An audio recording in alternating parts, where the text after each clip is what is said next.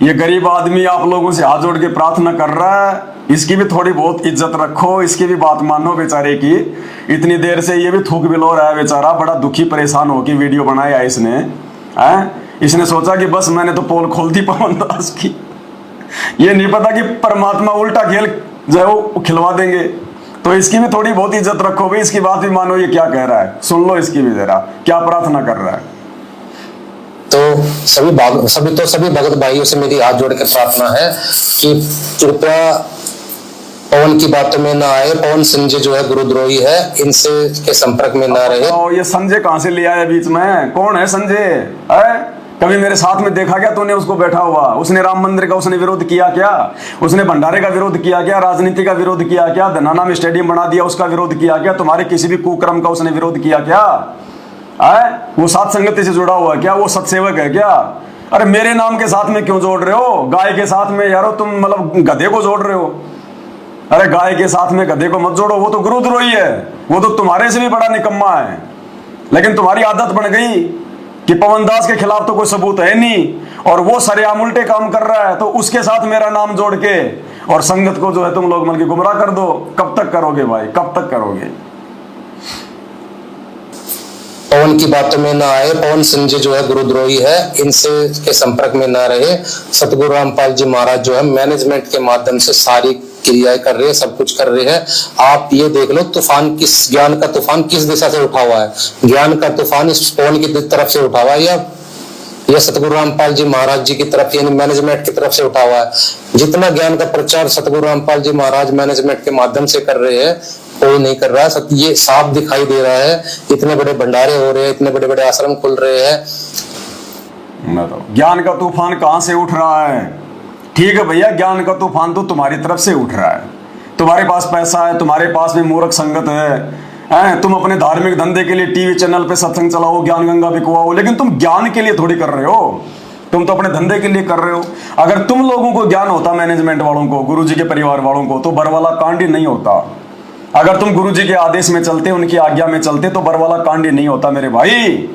अरे संत कभी कोई ऐसी शिक्षा देगा क्या जिससे वहां पे झगड़ा हो, लड़ाई हो? लेकिन तुमने संत की बात मानी कहां? तुम तो अपनी मनमानी कर रहे थे। तो तुम्हें अगर ज्ञान नहीं होता और तुम्हारा मकसद अगर ज्ञान का ही प्रचार करना होता, तो बरवाला कांड ही नहीं होता, गुरुजी जेल में नहीं होते आज। लेकिन तुम्हारी नालायकी के चलते परमात्मा जाके जेल में बैठा है इस गंदगी को दूर करने के लिए। तो कहते ज्ञान का तूफान कहां से उठा हुआ है? क्या फायदा उस ज्ञान का जिस ज्ञान का तुम खुद ही अज्ञान कर देते हो? अरे गुरुजी कहते हैं 5 किलो देसी घी का हलवा बनाया और उसमें 1 मुट्ठी बालू रेत की डाल दी। क्यों बनाया? तुमने तो ऐसी तैसी कर दी सारी कि उसको कौन खाएगा?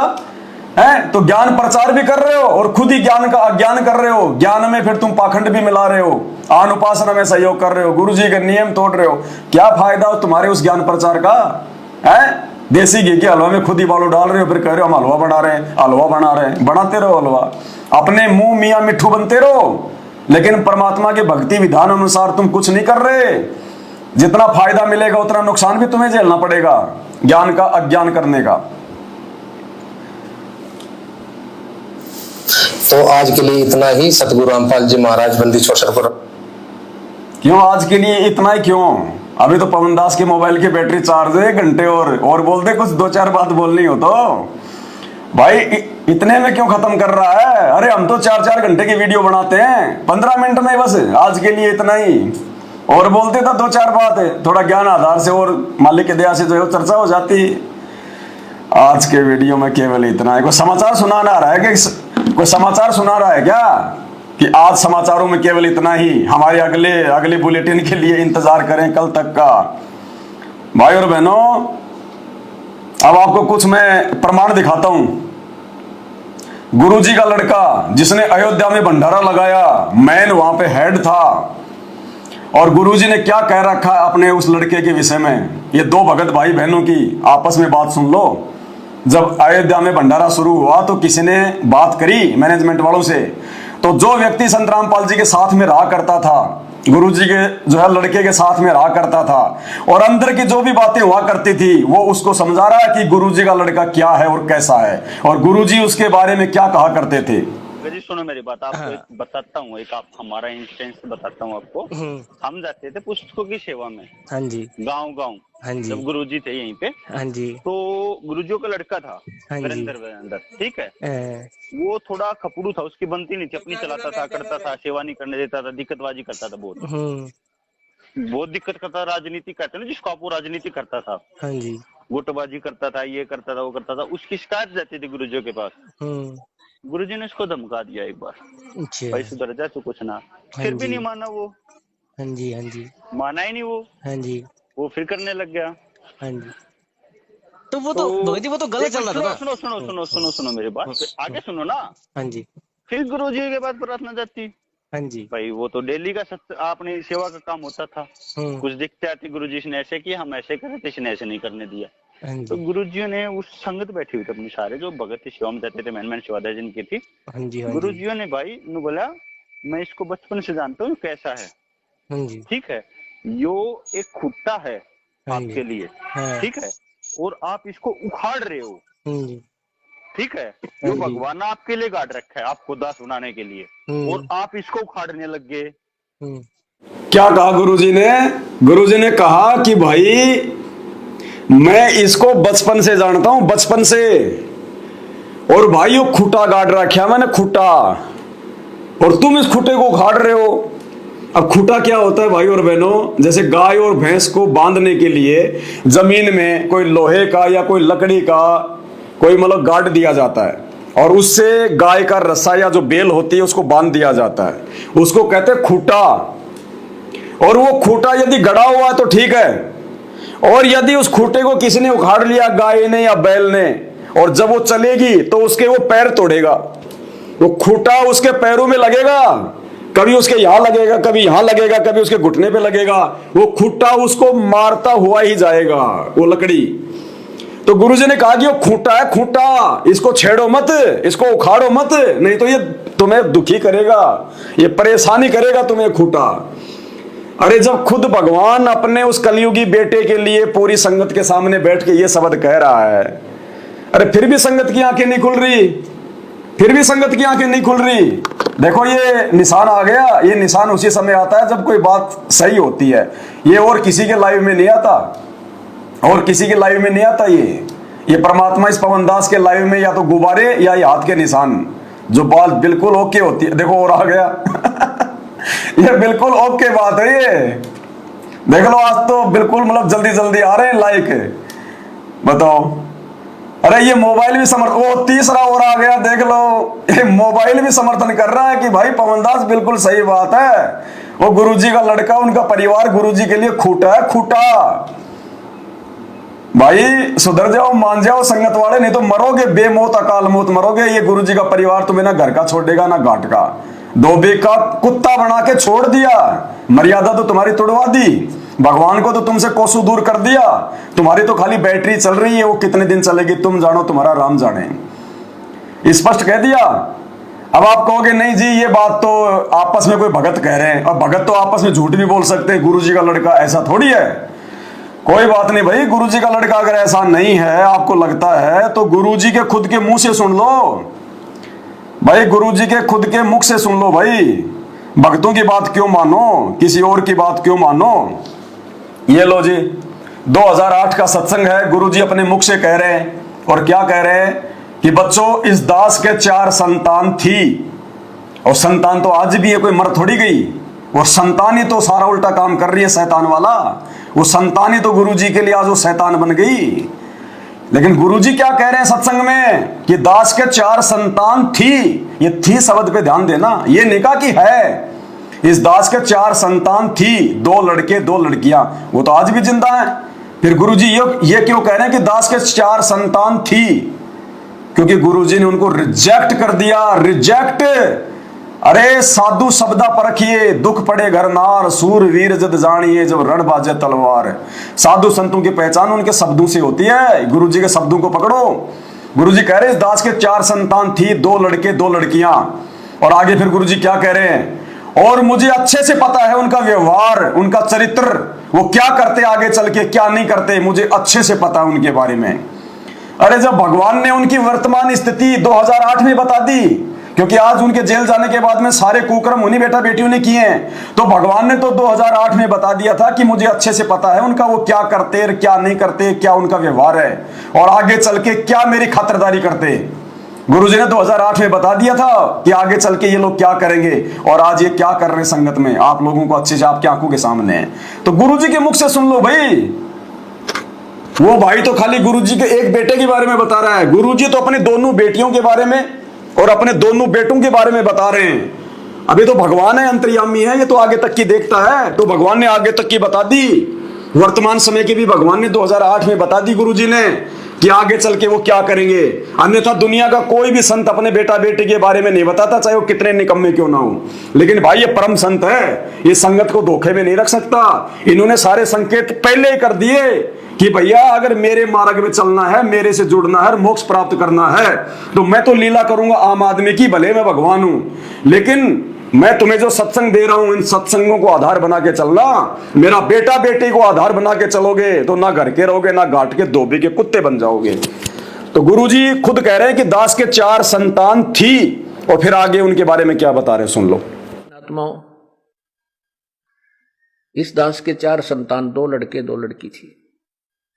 यदि ये दास उन्हीं में उलझ पुलझ रह जाता, अब मुझे पता हुआ मेरी कितनी की खातिरदारी करूं, खूब पता है मुझे वह क्या नेचर है उनका, कैसा उनका स्वभाव और क्या करते। अब परमात्मा के चरणों में आया हूं, मेरे लाखों चेले बेटा बेटी हो गए। अब एक को कहता हूं भाई जल लाना, 10 खड़े हो जाते हैं। ये क्या कारण है? क्योंकि मैंने परमात्मा की भक्ति का रटना लाई और उस भक्ति की शक्ति से इन बच्चों में इतनी श्रद्धा बन गई, दोनों हाथों पर रखूं अपने गुरुदेव को, अपने पिता को। बताओ भाई क्या कमी रह गई? अरे क्या कमी छोड़ दी परमात्मा ने संगत को बताने में? और अपने हाथों से कोई मर्डर थोड़ी करेंगे उनका, नालायकों का, शैतानों का। संत का काम होता है समझाना बताना, संत का काम होता है समझाना बताना। और गुरुजी ने स्पष्ट रूप से समझा दिया, बता दिया। अपने बेटा बेटी को रिजेक्ट कर दिया कि इस दास के 4 संतान थी। अपने बेटा बेटी को तो कह रहे हैं कि थी, अब नहीं है। और बाकी संगत के लिए गुरुजी क्या कह रहे हैं कि अब मेरे लाखों बेटा बेटी हो गए। अरे नालायकों, जो गुरुजी के बेटा बेटी हैं उनकी तो कोई पूछ नहीं, और जिनको गुरुजी ने रिजेक्ट कर दिया उनके पीछे तुम आंखों पे काली पट्टी बांध के चल रहे हो। अरे क्या जवाब दोगे उस परमात्मा को? ज्ञान को आधार बना के चलो, बेटा बेटी को आधार बना के मत चलो, मार खाओगे। ये परीक्षा चल रही है, ये पूर्ण परमात्मा धरती पे, अल्लाह को अल्लाह, भगवानों का भगवान है।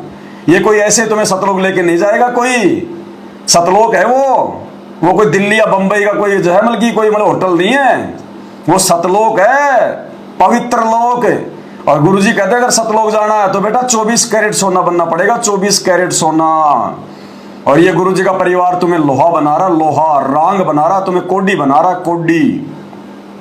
खुद भगवान ने कह दिया उन बेटा बेटियों के बारे में। और आज देख लो 2008 में गुरुजी ने कहा कि मुझे अच्छे से पता कि वो क्या करेंगे, वो क्या ना करेंगे, और आज आपकी आंखों के सामने है वो क्या कर रहे हैं। सारे उल्टे कुकर्म कर दिए गुरुजी के जेल जाने के बाद। सारे उल्टे कर्म जो गुरुजी ने छुड़वाए वो सारे इन्होंने करवा दिए। फिर भी आंखें नहीं खुल रही, फिर भी पवन दास तुम्हें गुरुद्रोही दिखाई दे रहा है, और वो तुम्हें राजा हरिश्चंद्र दिखाई दे रहे हैं। वो राजा हरिश्चंद्र ही तुम्हारी गर्दन कटवाएगा आने वाले समय में। वो राजा हरिश्चंद्र को ये आ गया, निशान आ गया, पक्की बात है ये। क्योंकि मर्यादा टूट गई, गुरुजी का आशीर्वाद हट गया, बैटरी तुम्हारी कब तक चलेगी? अपने आप ही गर्दन टूटेगी, या तो एक्सीडेंट में मरोगे, या आने वाले समय में कोई बीमारी, कोई महामारी, कोई बाढ़, कोई भूकंप है, कोई युद्ध, या वैसे मरोगे कोई डर के मारे, या फिर मतलब की भुखमरी में मरोगे। तो मरना ही मरना फिर, क्योंकि भगवान का आशीर्वाद नहीं है। परमात्मा किसी का सगा नहीं है, परमात्मा उसका है जो परमात्मा का बन के रहेगा, और परमात्मा का बन के वो रह सकता है जो परमात्मा की प्रत्येक मर्यादा में चलेगा, प्रत्येक उनके वचन में चलेगा।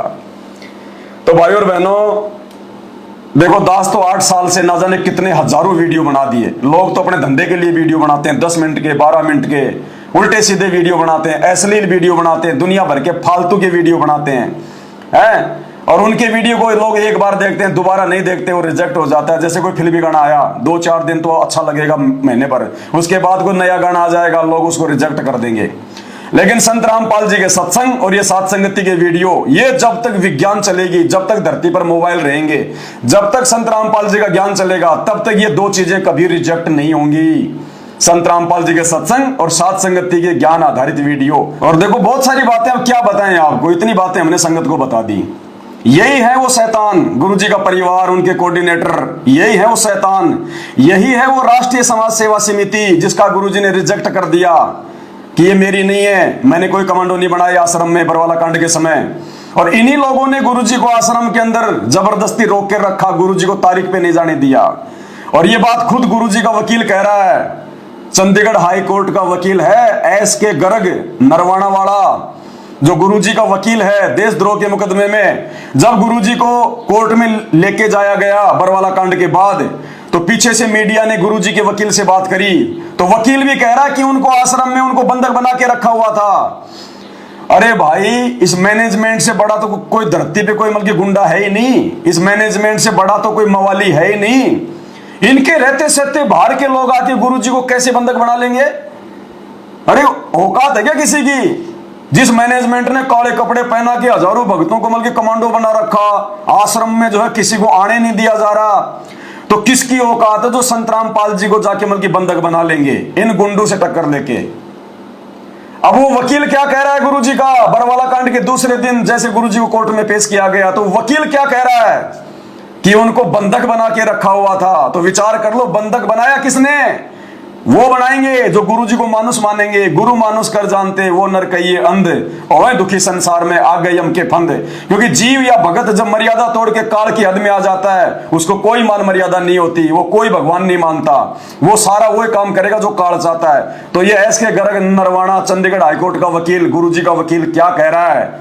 आश्रम में उनको बंधक बना रखा था, उनको तारीख पे नहीं जाने दिया। सुनिए। संत रामपाल को आज पंजाब और हरियाणा का हाई कोर्ट में पेश किया गया और हमारे साथ संत रामपाल के वकील हैं। जी नरवाना जी, आज क्या हुआ है हाई कोर्ट में आपके? आज संत रामपाल जी खुद पर्सनली कोर्ट में पेश हुए हैं और उनको पुलिस ने पेश किया है। और संत जी ने ये कहा है कि मैं तो खुद बंधक बना हुआ था, मैं क्या करता, मेरी मजबूरी थी इसलिए मैं कोर्ट में नहीं आ सका। मैं बीमार जरूर हूँ, परंतु बीमार के होते भी मैं कोर्ट में आता। किसने बंधक बनाया था उनको? कुछ लोग थे वहाँ पर, हजारों लोग थे, वो कहने लगे तुमने नहीं जाना, इनको रोका हुआ था। अब पुलिस ने जब इनको छुड़ाया तो ये डायरेक्ट एम्बुलेंस में पुलिस इनको कोर्ट में ले। और कितनी देर से बंधक थे वो? ये तो अब जब से ये झगड़ा चल रहा है ना, तब से बंद की थे, 15-16 दिन से शायद। अब बताओ भाई और बहनों, बरवाला कांड के समय आश्रम के चारों तरफ काले कमांडो बना के भक्तों को कौन खड़े थे? यही मैनेजमेंट के लोग, जिसके लिए गुरुजी ने साफ साफ कहा उस वीडियो में कि ये राष्ट्रीय समाज सेवा समिति मेरी नहीं है, अर्थात ये सतलोक आश्रम मैनेजमेंट मेरा नहीं है। सुनो, इतने इल्जाम है सर आपके ऊपर, इतने इल्जाम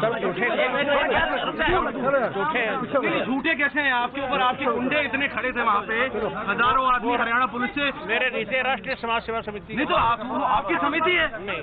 अरे आपकी समिति है बाबा। मैनेजमेंट गुरुजी ने बनाया, गुरुजी ने बनाया मैनेजमेंट। इसी मैनेजमेंट ने सारी ऐसी तैसी करी है। खुद वकील कह रहा है बंधक बना के रखा हुआ था, उनको आने नहीं दिया गया कोर्ट में, इसलिए पुलिस को जबरदस्ती करनी पड़ी। किसने नहीं आने दिया? मैनेजमेंट ने नहीं आने दिया, राष्ट्रीय समाज सेवा समिति ने नहीं आने दिया, गुरुजी के उन परिवार वालों ने नहीं आने दिया। अरे वो तो भगवान है, वो किसी के बंधन में नहीं आता। हम रोज पढ़ते हैं, गरीब ऐसा सतगुरु हम मिल्या, बेपरवाह अबंध परमहंस पूर्ण पुरुष रोम रोम रविचंद। लेकिन भाई उसने परीक्षा भी तो लेनी थी, 28 साल से ज्ञान ही थोड़ी दिए जाएगा, उसने वो परीक्षा भी तो लेनी थी। इसलिए कुछ नहीं बोला परमात्मा, आम व्यक्ति की तरह रहा कि चलो भाई देख लेते हैं मेरा कौन है, काल का कौन है। तो वकील खुद कह रहा है कि उनको बंधक बना के रखा था, रोक के रखा हुआ था, उनको आने नहीं दिया गया। तो रोक के किसने रखा हुआ था? सारी व्यवस्था कौन संभाल रहा था बरवाला कांड के समय? यही मैनेजमेंट तो संभाल रहा था। इसी ने तो भक्तों को कमांडो बना रखा था। यही तो पुलिस को आश्रम में अंदर नहीं आने दे रहा था, जिस कारण से पुलिस कारण का झगड़ा हुआ और वो 5 भगत मर गए। तो किसने बंधक बना रखा था संत रामपाल जी को? किसने रोक रखा था? किसने तारीख पे नहीं जाने दिया? खुद ही मैनेजमेंट का वकील कह रहा है संत रामपाल जी का कि वो लोग अब नाम तो ले कैसे बेचारा? अब ये वकील नाम तो बेचारा मलगिल जो है वो ले नहीं सकता, क्योंकि नाम ले देगा तो फिर इसको फीस कौन देगा? भाई संत रामपाल जी तो जेल में चले गए, अब पीछे से फिर फीस कौन देगा? अगर मैनेजमेंट का ही नाम बता दिया तो कि साहब उनके भाई ने रोक रखा था, उनके बच्चों ने रोक रखा था, तो फिर गुरुजी के जेल जाने के बाद में इस वकील को फिर फीस कौन देता? तो कह रहा नहीं, वहां पे हजारों लोग थे। क्यों हजारों थे? आम भक्तों की औकात है क्या जो अपने गुरुजी को बंधक बना लेंगे? या कोई पाकिस्तान से आ गए कोई भगत, या कोई अफ्रीका से आ गए। लेकिन इसको भी बेचारे को जो है कि बताने में डर लग रहा है, कि तेरी फीस रुक जाएगी, क्योंकि फीस तो संत रामपाल जी का भाई देगा फिर पीछे से अपने बचाव के लिए। संगत से तो ले लेगा कि गुरुजी का वकील, गुरुजी का वकील है, पैसे तो ले लेगा ये कि गुरुजी का वकील, गुरुजी की जमानत करवाएंगे, और खुद के बचाव के लिए सारा सिस्टम सेट कर दिया है और भगोड़ा बन के भाग गया। संत रामपाल जी का भाई बरवाला कांड में पुलिस की सेटिंग से भगोड़ा बन के भागा, भगोड़ा बन के 8 साल के बाद में पकड़ा गया और दे के पैसे मात्र 28 दिन में। उसी मुकदमे में, जिस मुकदमे में संत रामपाल जी को उम्र कैद की सजा हो गई, उसी मुकदमे में संत रामपाल जी का भाई 8 साल तक भगोड़ा और फिर पैसे दे के सेटिंग करके 28 दिन में जेल से बाहर आ गया जमानत पे। इसको कहते हैं सेटिंग। क्यों? क्योंकि ये पहले हरियाणा पुलिस में डीजी का ड्राइवर था, ये हरियाणा पुलिस में नौकरी करता था, ये महेंद्र, ये डीजी का ड्राइवर था। ये आसानी से भक्ति मार्ग में नहीं आया, इसको गुरुजी बड़ी मुश्किल से लेके आए कि नालायक आजा नहीं तो मरेगा। बड़ी मुश्किल से भक्ति मार्ग में आया है ये है वो काल का दूत जिसके बारे में गुरुजी ने 2008 में कह दिया था कि संगत में 2 काल के दूत आ चुके हैं, एक तो ये और एक बलजीत इसका साथी। ये है वो 2 काल के दूत जिनके बारे में संत रामपाल जी ने अपने सत्संगों में 2008 में कह दिया था कि संगत में 2 काल के दूत पैदा हो चुके हैं, लेकिन उनकी दाल नहीं गलेगी क्योंकि मेरे बच्चे अब शाणे हो चुके हैं। ये सुन लो सत्संग। बहुत सारे लोग कहते हैं कि वो 2 काल के दूत ये पवन और संजय है ना। पवन और संजय ने तो 2013 में नाम लिया है, गुरुजी ने तो 2008 में कह दिया 5 साल पहले कि वो आ चुके हैं संगत में। सुनो, तो काल को चिंता होगी है कि ईब तेरी बात बिगड़ेगी। जो आज तक झूठा संदेशा भिजवा रखा था जनता में, अब ये पोल खुल रही है। तो जिस कारण से उसने ये सब कहानी बिगड़वाने की चेष्टा की, लेकिन समर्थ का सरना गहो रंग होरी हो, कभू ना हो ए काज राम रंग होरी हो। समर्थ की ओट में बैठे हैं हम, उस पूर्ण पुरुष की आड़ में, उसकी पूर्ण पुरुष की शरण में हम बैठे हैं। हमारा कभी अकाज नहीं हो सकता। तो इसी प्रकार काल अपने दूत इसी संगत में 1-2 तो हो चुके हैं, लेकिन उनकी दाल नहीं गल पाएगी। जनता बहुत सियानी। क्या कह रहे हैं गुरुजी कि इसी प्रकार काल अपने दूत संगत में 1-2 तो हो चुके हैं। 2008 में गुरुजी ने संकेत कर दिया था अपने भाई के विषय में, उसकी हरकतों को देखकर, अपने बच्चों की हरकतों को देखकर। 2008 में पवन दास ने तो नाम ही 2013 में लिया है। 2008 में गुरुजी ने कह दिया कि काल ने इसी संगत में अपने 1-2 दूत तो भेज दिए, लेकिन उनकी दाल नहीं गलेगी। दोबारा सुन लो मेरे भाई। तो काल को चिंता होगी है कि ईब तेरी बात बिगड़ेगी।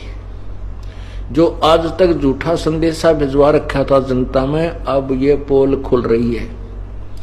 तो जिस कारण से उसने ये सब कहानी बिगड़वाने की चेष्टा की, लेकिन समर्थ का सरना गहो रंग होरी हो, कभू ना हो ए काज राम रंग होरी हो। समर्थ की ओट में बैठे हैं हम, उस पूर्ण पुरुष की आड़ में, उसकी पूर्ण पुरुष की शरण में हम बैठे हैं। हमारा कभी अकाज नहीं हो सकता। तो इसी प्रकार काल अपने दूत इसी संगत में 1-2 तो हो चुके हैं, लेकिन उनकी दाल नहीं गल पाएगी। जनता बहुत सियानी बना दी हमने, अपने श्रद्धालुओं को तोते की तरह रटा दिया है ये ज्ञान। अब उन दुष्ट आत्माओं से औरों को भी बचाएंगे और आप भी दूर रहेंगे। अब ये बचाने का काम परमात्मा 7 संगतियों के माध्यम से करवा रहे हैं। उन काल के दूतों से संगत को बचाने का काम 7 संगतियों से करवा रहे हैं कि मेरे बच्चे सियाने हो गए, समझदार हो गए।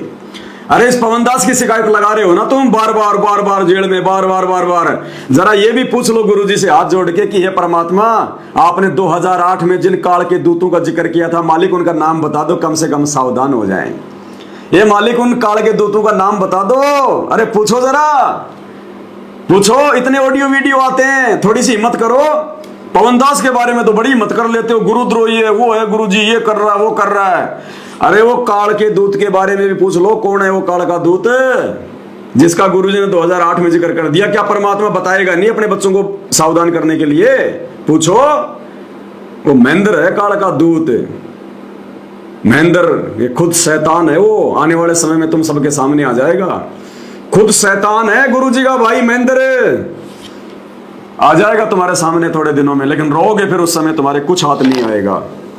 मोबाइल की बैटरी डाउन है, वरना उसका भी मैं तुम्हें दिखा देता। 1 मिनट देखता हूं मैं। ये ऑडियो सुन लो, मेरी और महेंद्र की आपस की बातचीत है 2 मिनट की, जिसमें महेंद्र ने मुझे फोन किया और कहा कि मैंने सुना है तुम गुरुजी के पास में कोई प्रार्थना लगा रहे हो। तो मैंने कहा कि भगत जी मैं काहे की प्रार्थना लगा रहा हूं, बहुत समय पहले की बात है ये, 2016 की। तो महेंद्र ने कहा कि गुरुजी से प्रार्थना करने के बाद भी मेरी मंजूरी जरूरी है। ये है काल का दूत, भगवान से बड़ा हो गया। कह रहा कि गुरुजी से जब तुम प्रार्थना लगाओगे जेल में, गुरुजी तुम्हें जो आदेश देंगे उसके बाद भी मेरी मंजूरी जरूरी है। तो बताओ, गुरुजी से आदेश होने के बाद इस 2 कोटि के जीव की मंजूरी जरूरी है क्या? क्या कह रहा है सुन लो ध्यान से। सही तो कौन सी बोल रहे हैं क्या? हाँ जी। मैं मोहल्ला बोल रहा था, कैसे हो? जी भगत जी। हेलो। हाँ जी भगत जी बताएं। हाँ कैसे हो? ठीक हो? दया भगत जी, परमात्मा जी। वो क्या चक्कर पर क्या मैसेज होगा है भगत जी? मैसेज क्या चक्कर पर देंगे सब लोगों का आपस में? नहीं भगत जी, पता नहीं, वो आज उनसे नवीन भगत जी से बातचीत हुई थी तो काफी कुछ उन्होंने जो मतलब व्हाट्सएप पे भी मतलब फैला दिया इस तरीके से, जबकि दास ने तो ऐसी कोई गलती भी नहीं की। ऐसा है ना, मैं प्रोसीजर बताऊंगा आपको, ठीक है ना? ऐसे ना उस आपस में इसमें काल घुस जाएगा सब में। जैसे भी कोई मैसेज आता है वो गुरुजी के थ्रू मेरे पास आता है, हम उनके पास आते हैं। जी भगत जी। जी। तो हम ऐसा करेंगे, सिस्टम बनाएंगे, लिंक बनाएंगे आपस में। मैं इनको बोलूंगा भाई जैसे आपके लिंक में आप करो, बाकी अपने नाम से या मेरे नाम से कबीरा को दे दो, और वो वहां से प्लस कर दिया सबको। जी भगत जी, ठीक है ना? जी जी जी। भगत जी, मालिक के आदेशों के अनुसार ही चलना है। दास का इसमें कहीं कोई मतलब इधर उधर का बिल्कुल नहीं है। बाकी आज दास ने नवीन जी को ये कहा था कि नवीन जी देखो, मेरा कहीं वो कुछ नहीं है, ना ही मैंने कोई ऐसा कोई मतलब मैसेज किया है मेरे से भगत जी, बगैर थोड़ा मतलब अगर आपने सुनो, आपने मैसेज वहां दे दिया ना, डीएम कबीरा को सत्य माने और कला माने, मतलब उससे क्या होता है ना, ये भी नवीन भी करता है तो हम करवा नहीं भगत जी आप जी बातों को छोड़ो, जो हो गया तो छोड़ो, आपकी जोड़ो दोबारा से, ठीक है ना? जी जी जी। तो मैं नवीन को बोलता हूँ भाई वो आपसे भी लिंक करे और मैसेज करो, स्टोर बनाओ, आपस में लिंक बना, चलो क्या दिक्कत है? बिल्कुल भगत जी, मिलके सेवा करनी है। मालिक के भी तो यही आदेश है भाई, मतलब मिलजुल के चलना सबको, हाँ है ना? ना ऐसा नहीं ना, जैसे आप कहते हो, मैंने सुना था आपका व्हाट्सएप का वो रिकॉर्डिंग है जी, मैं शनिवार को दोबारा प्रार्थना कराऊंगा। प्रार्थना के बाद भी मेरी मंजूरी जरूरी है, किसी प्रकार की प्रार्थना है, वो गुरु जी का आदेश है, मेरे से सैकड़ों प्रार्थना होगी। क्या कह रहा है ये काल का दूत कि मैंने सुना है कि तू कह रहा था कि मैं प्रार्थना लगाऊंगा जेल में। कह रहा प्रार्थना लगाने के बाद भी मेरी मंजूरी जरूरी है, यानी गुरुजी से आदेश आने के बाद भी इस काल के दूत की मंजूरी लेना जरूरी है। गुरुजी से बड़ा हो गया ये, तो ये कौन है? ये कौन कह सकता है ये बात? ये भगत कह सकता है क्या कि गुरुजी का आदेश होने के बाद में मेरी मंजूरी जरूरी है? ये गुरुजी के भी ऊपर है क्या? ये काल कह सकता है ये बात, दूसरा का नहीं कह सकता। दोबारा सुन लो। ऐसा नहीं ना, जैसे आप कहते हो, मैंने सुना था आपका व्हाट्सएप का वो रिकॉर्डिंग है जी, मैं शनिवार को दोबारा प्रार्थना कराऊंगा। प्रार्थना के बाद भी मेरी मंजूरी जरूरी है, किसी प्रकार की प्रार्थना है, वो गुरु जी का आदेश है, मेरे से सैकड़ों प्रार्थना होगी। तो फाइनल भगत जी दास की कहाँ प्रार्थना कर? अब बताओ इससे ज्यादा और क्या प्रमाण चाहिए भाइयों? गुरुजी की मंजूरी के बाद भी इसकी मंजूरी जरूरी है। ये गुरुजी से बड़ा वाला गुरुजी हो गया। 2016 की बात है ये तो। अब तो पता नहीं इसके कितने सिंह खड़े हो गए होंगे। ये है काल धरती पर, संत रामपाल जी के मार्ग में सबसे बड़ा रोड़ा। अरे कहां जी रहे हो संगत वालों? मरोगे बेमौत, अकाल मौत मरोगे। संत रामपाल जी का आशीर्वाद नहीं है तुम लोगों पे। सात संगत वालों को छोड़ के संत रामपाल जी का किसी पर आशीर्वाद नहीं है। सबकी सब मर्यादा खंडित है, टूटे हुए हैं। केवल तुम्हारी बैटरी चल रही है थोड़ी बहुत, और इसीलिए तुम आए दिन मर रहे हो, अकाल मौत मर रहे हो तुम लोग। वो धनाना आश्रम बन के तैयार भी नहीं हुआ, वहां 3-4 तो अकाल मौत मर चुके हैं ट्रैक्टर के नीचे दब के। अरे वो आश्रम है क्या? वो तो कत्ल खाना है। आश्रम में कभी भगत मरते हैं क्या? सुधर जाओ भाइयों और बहनों, रोगे नहीं, ये भगवान है। अब थोड़े दिनों में तो पूरी दुनिया की आंख खुल जाएगी कि ये क्या है और क्या नहीं है। अपने आप को भगवान आज से पहले किसी ने नहीं किया। आज जितने भी पीर पैगंबर अवतार आए हैं, उन्होंने कभी नहीं कहा कि हम भगवान हैं। उन्होंने भी ऐसी लीला करी। एक परिवार में आए, माता पिता, बाल बच्चे, ब्याह शादी, वही उल्टे सीधे काम, लड़ाई झगड़ा। उन्होंने कभी नहीं कहा कि हम भगवान हैं, लेकिन उनके जाने के बाद आज लोगों को समझ में आ रहा कि हाँ वो महापुरुष थे। जबकि ये महापुरुष तो अपने रहते सहते साबित करके जाएगा कि धरती पर इस सृष्टि में मेरे अलावा दूसरा कोई अल्लाह नहीं है, कोई भगवान नहीं है। इसलिए सुधर जाओ भाई और बहनों, जो अनजान है वो तो संत रामपाल जी के जो के सत्संग सुनो। आप हमारी इन बातों पे ध्यान ना दो, ये अंदर का मैटर है। ये मैटर तुम्हें उस समय समझ में आएगा जब तुम संत रामपाल जी के सत्संग समझ लोगे। ये राम कहानी अंदर की बाद में समझ में आएगी। इसलिए आप लोग तो सुनो सत्संग। और जो भगत भाई हैं, जो नाम उपदेशी हैं, वो भाई साथ संगति की वीडियो देख के आंख खोल लो, नहीं तो अकाल मौत मारेगा ये काल आने वाले समय में। ये 4 साल बहुत भयंकर हैं, 24, 25, 26, 27, 28 विनाश।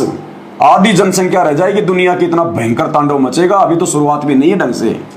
सोच लेना क्या होगा।